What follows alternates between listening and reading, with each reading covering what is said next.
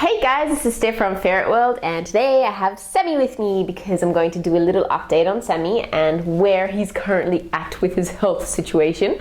As some of you may or may not know, he has insulinoma and he went through an operation to remove two nodules from his pancreas. And before that, he was starting to get lethargic and he was lying down quite a bit while playing. And however, it was also winter, and in winter he tends to go a bit more lethargic historically because he's pretty fat in winter. He kind of goes and really gets fat in winter, and in summer he goes and really gets skinny like he is now. So he's a skinny little boy now, and so that's just how he's always been. He's always gotten super fat, eats so much during winter, and then during summer he's super energetic and really loses the weight overnight. It's crazy. So that's what has happened this time as well. But after the operation, I have noticed that he's a lot more energetic. We've noticed that he's bouncing around, constantly tackling Yuki and doing crazy things and just wants to have fun, really engaging us in play. So it could be partially due to the fact that he has lost weight for summer as well. And but it also could be due to the fact that his nodules, his insulinoma nodules have been removed from his pancreas. So, but either way, he's doing really well, super energetic, super bouncy. As you can see, can't sit still. And so that's where he's at. He's just a happy little boy. Aren't you? Yes, I am. I'm a happy little boy, happy little boy, happy little boy, happy little boy. I'm so happy. We just got back from a blood test as well with Dr. Vella, and the blood results were that his blood sugar levels, the blood glucose levels, were just a tiny bit lower than what they were last time. They're still not really where they should be with a healthy ferret, so he definitely has insulinoma. But Dr. Vella said that because he has a really good diet, so he only gets raw foods, and because he's been so happy and so bouncy, that let's just monitor him for now. Let's not put him onto any meds, and we'll just retake his blood test every month just to see how he's doing. So if next month's blood test comes back similar to what it was the past couple of times, then Dr. Vella said that we can probably move it a few months out when we do blood tests again. But for now, he's doing really well, so we're very happy with how happy and excited he is, and he's got a very good quality of life as well. And that is all we want. We want him to have a really good quality life. So I'm gonna let him go because he's scratching me, and I just clipped his nails yesterday, so ow. He's getting, where are you going? Where are you going, Sammy? What are you doing? I'm going, Mummy. Okay, thank you. Bye. So yeah, we're very happy with how he's currently doing. He is eating, he's playing, he's engaging us in play, he's tackling Yuki constantly, and he's just a very happy ferret. So next month we're going to go into Dr. Vella's and take another blood test, and then we're just going to monitor it, and fingers crossed all goes well.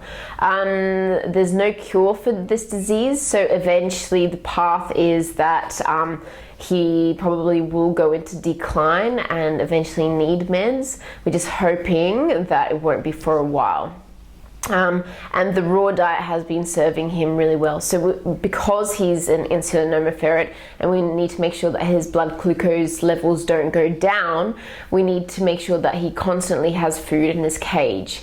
And he has been having constant food in his cage, lots of raw meats, raw bones, all that kind of goodness for him. And that's essentially all he's getting right now. No meds, nothing like that. So we're just gonna hopefully keep our fingers crossed this lasts for as long as possible. But what I really wanted to do today is to open up a conversation. Hey, Cookie. Hey, come here. Say hi. We're house sitting Cookie and 2 other ferrets for our friend Susie. So say hi, Cookie. Hi. Meow. She just bumped the camera, didn't you? Hi, Binksy. Cookie, unlike Rococo, actually doesn't mind the ferrets and sometimes plays with them, which is really nice. Rococo is like yes, I wanted to open up a conversation about insulinoma ferrets, because it's one of the most common diseases that ferrets go through around the world. And so I just wanted to open up a conversation. You know, how are you managing your ferret's insulinoma? What did your vet tell you to do? How are you emotionally managing it? What do you actually have to do in order to make sure that your ferret is comfortable and happy? Because ferrets like Sammy is still in the beginning stages of insulinoma. There are ferrets out there that are, you know, fully at the end stages or in the middle stages, where it kind of gets really horrible at that stage, and you need to kind of force feed some of them to make sure that they're getting food to keep their blood sugar levels up. You need to give them meds, and it's just horrible, horrible, horrible. So I just want to open up this conversation. I wouldn't mind finding out how you're managing your ferret's insulinoma, what you're currently doing to make them comfortable and to make sure that they lead a high quality life as well, because that's probably the most important thing. And how are you managing it? You know, financially as well. How do you manage to support your ferret's treatments? Because there's meds, there's the operation, there's constantly going to the vet for checkups and for blood tests. How do you manage it all? With Sammy, we've spent close to 1,500 Aussie dollars to this date on his treatment and making sure that his insulinoma is managed. So it's pretty expensive, and we know that the costs are going to keep coming up. So let's have an open discussion about this, because the way that it will help is that other people might realize, who still have healthy ferrets, might realize just how horrible this disease is from every aspect, financially, emotionally, from the ferret's sake as well, how they handle it and how horrible they feel, how they go through the disease. And it might encourage those people to really take caution and make sure that they try to prevent this disease by really looking after their ferrets properly. And you can do that by making sure that they get a raw diet, only the highest quality foods available. So raw foods mainly, such as chicks, rats, mice, whole foods like that are awesome, but also different cuts of meat, chicken necks, bones, a whole heap of stuff. I've actually made a video about the ferret diet, diet that I'm feeding the guys now, which is 100% raw meats. And offal and bones and all that kind of stuff. So if you want to check that out, then I'll put a link in the description area in YouTube.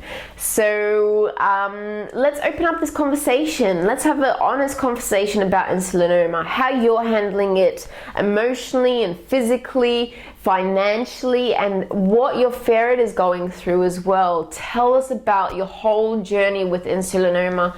Let's have an open conversation. Let's help people realize just how horrible this disease is from every single aspect, so that people can look after their ferrets from the very beginning, so that they hopefully don't have to go through the same things that you are going through, what I'm going to be going through, what we've already gone through, and so that our ferrets can live much happier lives. Yay! That's what we want.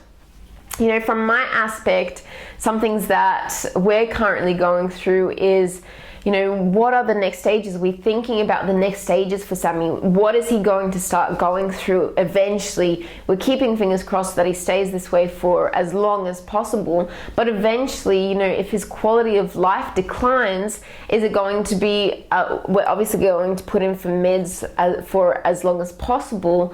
But if his quality of life declines so much, will we have the balls to, you know, see if perhaps the best option is to put him down and save him a lot of suffering and pain? So all these thoughts are going through our heads right now, and it's horrible to think about, because you love your babies so much and you want to keep them safe and happy and healthy. So it's horrible to even just be thinking about those kind of things. But those are the types of thoughts that go through your head. So I just want you to have an honest conversation. Tell us what you're going through, and let's get this information out there, because it'll help to save other ferrets' lives, making sure that we look after them properly and just raise awareness about this disease as well, and just how icky it is. So thank you so much. Put your comments in the comment section below.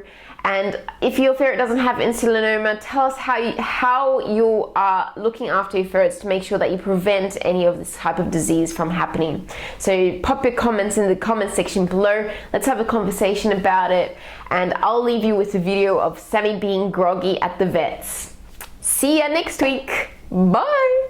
The blood glucose was similar to last time, just a tad below the mark we would hope it to be. Really? 3.7. But you say you've been behaving normally? Yeah. Yeah, he's so happy and Well, good. You know, it's obviously bouncing got to do around. with giving him low GI food hold him. and you know, him being able to feed whenever he wants. Yeah, he's So- been getting lots and lots of food. I'd recommend rechecking it another month. Yeah? Okay. You don't want it creeping down.